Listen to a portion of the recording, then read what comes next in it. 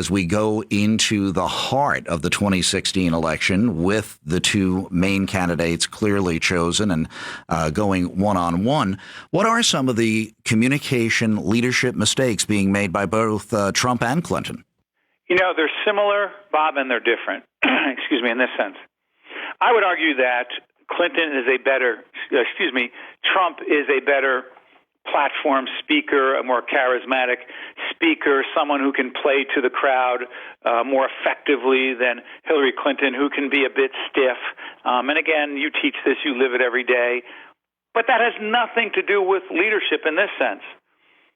My problem with Donald Trump is that I would argue he is not fit to lead. Not only not fit to lead the country, and this is not political at all because I'm no fan of Hillary Clinton when it comes to leadership, and we'll talk about that in a second. Donald Trump's biggest failure as a leadership from leadership perspective is this. Every time he makes an obvious mistake, every time he does something that is so clearly egregious, his first instinct is not to apologize, not to own it, not to be responsible, not to say, hey, that's on me. His first instinct, Bob, is to attack. His first instinct is to call names. His first instinct is to get into the gutter and be petty. That is not what a great leader does. A great leader owns it. A great leader says, listen, what I said when I made fun of someone who was a New York Times reporter who had a disability, that was absurd. That was beneath me or anybody else running for the presidency, and I'm embarrassed for what I did. Instead, he lies. I was not making fun of him. You misinterpret it. Every time it happens, he sees acknowledging a mistake or something egregious that he does as a weakness. I see his weakness as his inability to acknowledge that he's terribly flawed like the rest of us. So how about Hillary? It seems that she also has the inability to apologize. Something they have in common.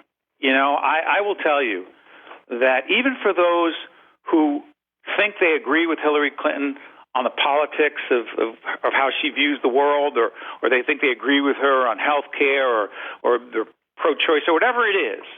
And I try not to look at this from a political point of view. I try to look at it from a communication and leadership perspective as much as possible. I will tell you this about Hillary Clinton. I am embarrassed by the way she handled this email situation because she continually said, again and again, I turned everything over. I did nothing wrong. I only did what Colin Powell did when he was Secretary of State. I'm no worse than anyone else. She basically lowered the bar for herself, on herself, to the point where she owned nothing. She and Trump are very much the same in that way. And until the FBI director came out and said, no, we're not going to indict her, but in fact, she did not turn everything over. She did withhold lots of information. There is a lot of information that was exposed in a private email server that, in fact, other countries who would do evil things to us could have easily gotten access to. She admitted nothing. And afterwards, she comes out, not only doesn't acknowledge how embarrassing it was, she acts like she was exonerated. And the problem I have with Mrs. Clinton is this. She, too, sees acknowledging weakness. She, too, sees acknowledging a mistake as a weakness.